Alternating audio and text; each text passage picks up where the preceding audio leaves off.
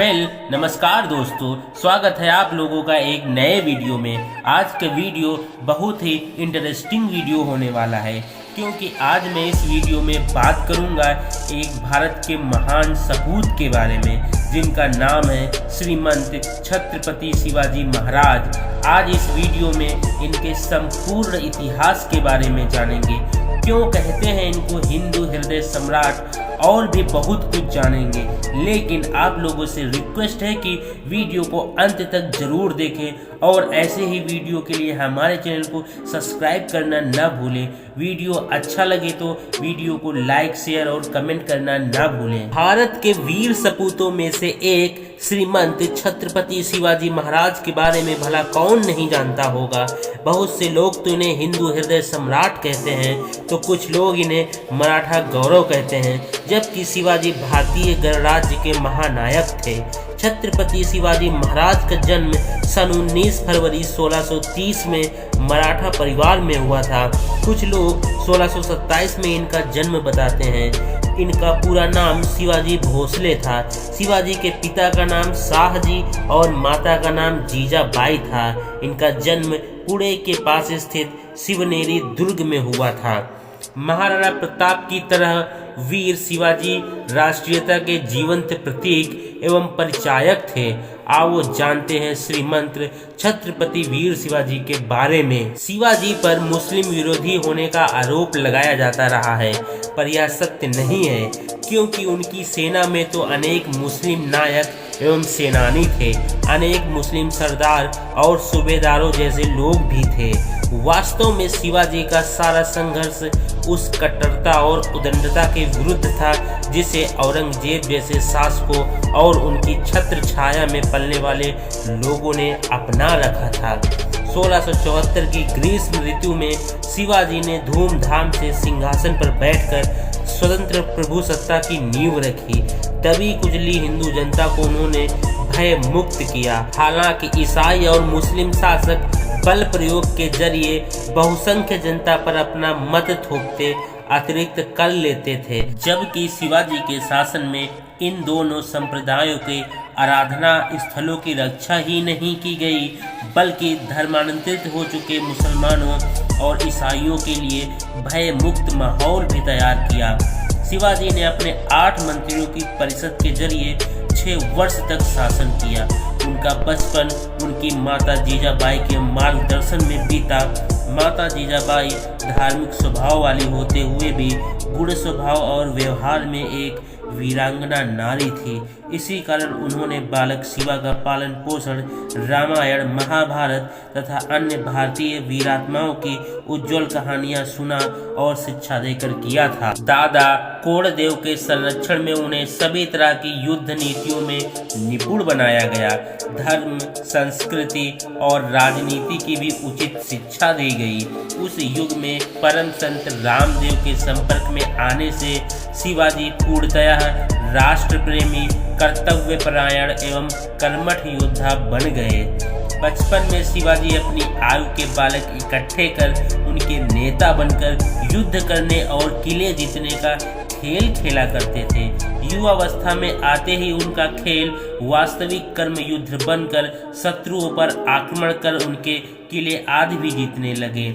जैसे ही शिवाजी ने पुरंदर और तोरण जैसे किलों पर अपना अधिकार जमाया, वैसे ही उनके नाम और कर्म की गाथा सारे दक्षिण में धूम मच गई। यह खबर आग की तरह आगरा और दिल्ली तक जा पहुंची।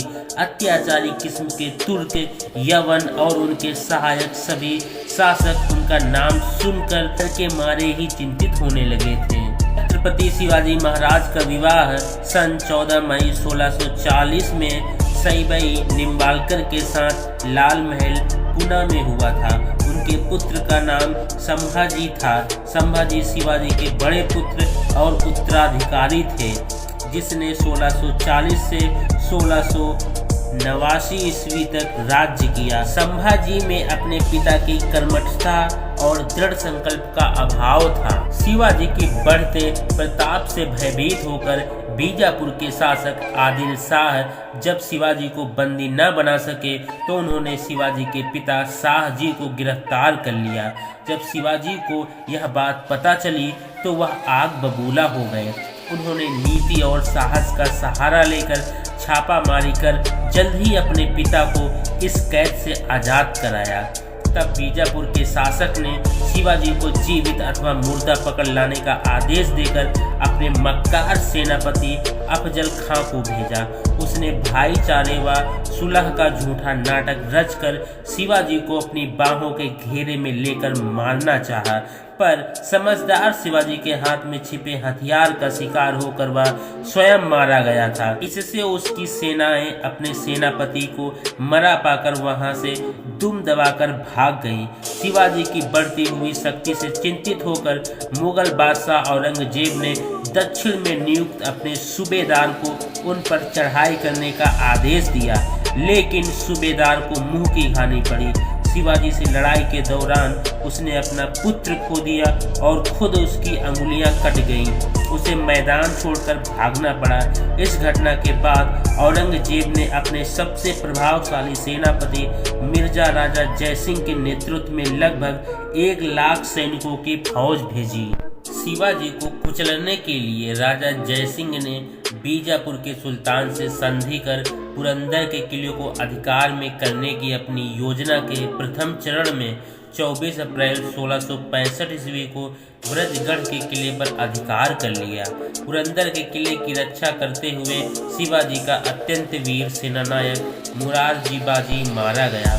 पुरंदर के किले को बचा पाने में अपने को असमर्थ जानकर शिवाजी ने महाराजा जयसिंह से संधि की पेशकश की। दोनों नेता संधि की शर्तों पर सहमत हो गए और 22 जून 1665 ईस्वी को पुरंदर की संधि संपन्न हुई। शिवाजी ने अपनी एक स्थायी सेना बनाई थी।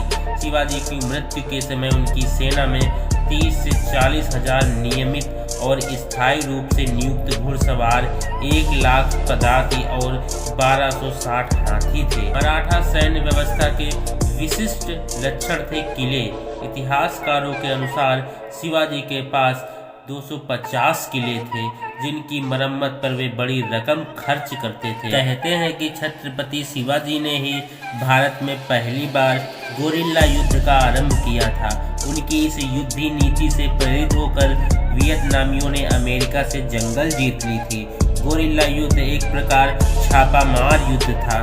महाराष्ट्र के उस्मानाबाद जिले में स्थित है तुलजापुर, एक ऐसा स्थान जहां छत्रपति शिवाजी की कुल देवी मां तुलजा भवानी स्थापित हैं, जो आज भी महाराष्ट्र व अन्य राज्यों के कई निवासियों की कुल देवी के रूप में प्रचलित हैं।